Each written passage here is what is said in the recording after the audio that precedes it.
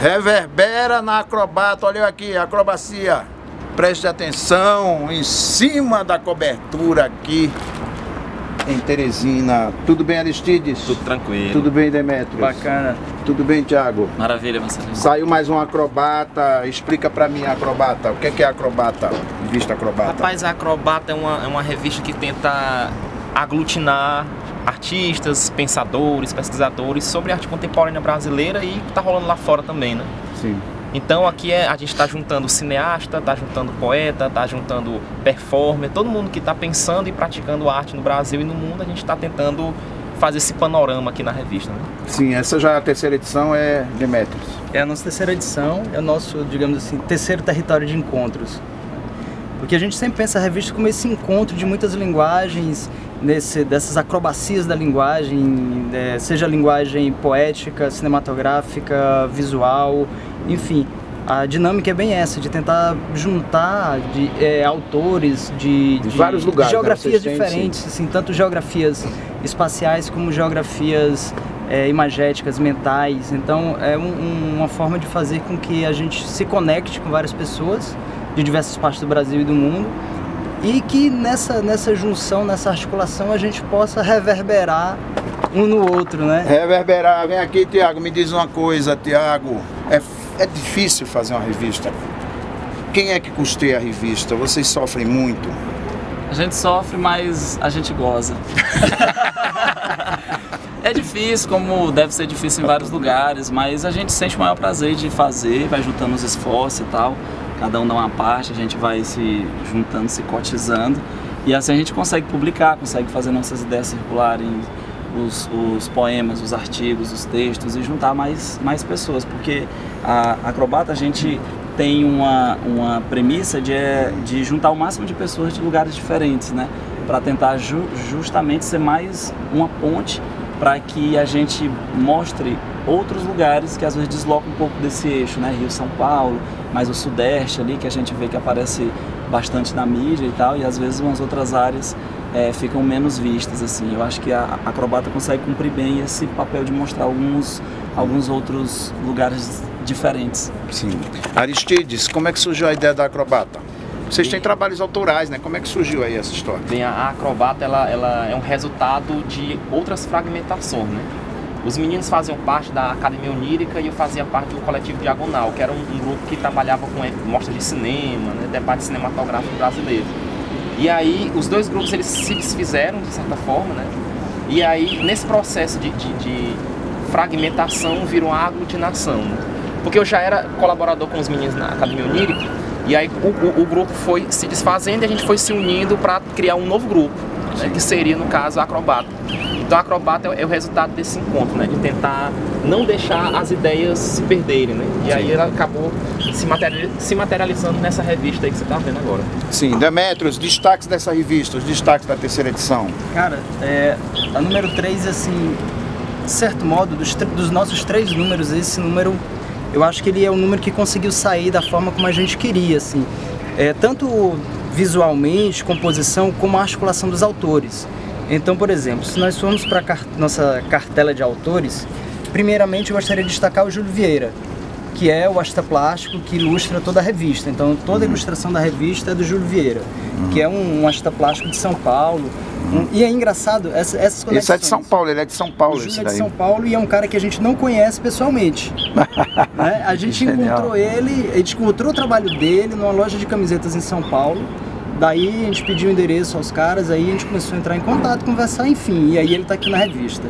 Maria do Sameiro Barroso, uma poeta portuguesa densa, forte, poesia imagética, muito boa. Micheline Verunski, já uma poeta, digamos assim, desses últimos tempos. Sim. De destaque no Brasil. Pernambucana, te amamos, Micheline. Vamos lá, Afonso Henriques Neto, que já é um poeta também já de estrada, mais pancado, surrealista, muito bom. Nídia Bonetti, que tem um livro lindíssimo, Sumier, para mim, assim, desse último ano. Acho que foi um livro que me instigou, me surpreendeu. Lindo o livro. Deixa eu ver quem mais. Thiago Ronen, contista do Amazonas, de Manaus. E aí legal porque a gente consegue criar pontes do Piauí, né, com o Amazonas de uma forma muito bacana. Então assim, nós estamos, digamos, à margem, Manaus está também. E aí a gente se junta e dialoga e constrói uma resistência e produz e pensa junto. Vamos ver que mais. Acho muito interessante nesse número que nossa sessão de tradução não é a tradução de um poeta do leste europeu ou lá do Caribe ou da Ásia, né? Se para trazer algo diferente, mas é um texto indígena da tribo Machacali de Minas. Então a gente também faz esse diálogo com a literatura indígena, reconhecendo no trabalho indígena literatura. Enfim, porque via de regra os manuais acadêmicos não trazem no seu patuá, no seu rol de escritores brasileiros, da literatura brasileira, a literatura indígena, né? Então a gente faz esse diálogo também. Eu acho que esse seria, digamos assim, no campo da literatura, alguns dos principais nomes, mas tem, por exemplo, José Adalto Cardoso, entrevista, sim. Renata Flávia, sim. O trabalho dela sobre cinema, muito bacana. Sim. Enfim, tem muita gente na revista. Tiago, me diga uma coisa, vocês se sentem isolados aqui? Quando vocês foram para a Balada Literária São Paulo e mostram uma revista dessa, as pessoas falam o quê? Rapaz, o que a gente percebeu, a primeira vez que a gente foi em 2012, é que ainda o preconceito, né, de ver quando algo interessante, bem feito, é feito aqui no Piauí, as pessoas ainda costumam dizer aquela velha frase, mas isso é feito no Piauí, nossa, e tal, e ficarem admirados, né?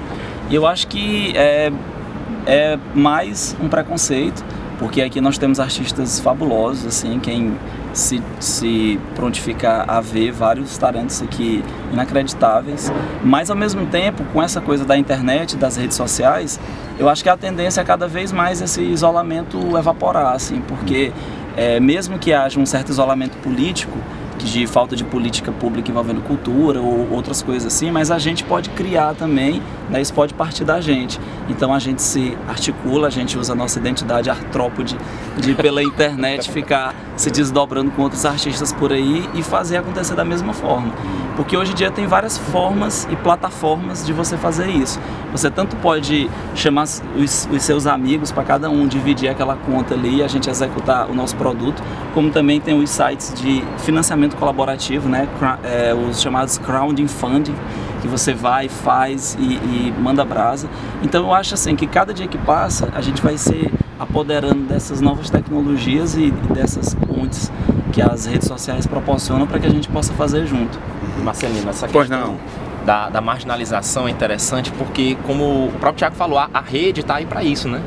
Então a Acrobata é um pouco da necessidade de não ficar calado, de mostrar que a gente não está mais nesse olhar regionalista, né? Isolamento, do coitadinho, de que não tem dinheiro do Estado, que não faz porque ninguém dá, né? Uma vez eu encontrei com uma pesquisadora francesa de cinema, a Sylvie Debs, e aí eu entreguei uma revista para ela. A primeira pergunta que ela fez não foi a do Piauí. Ela fez: como vocês fizeram isso?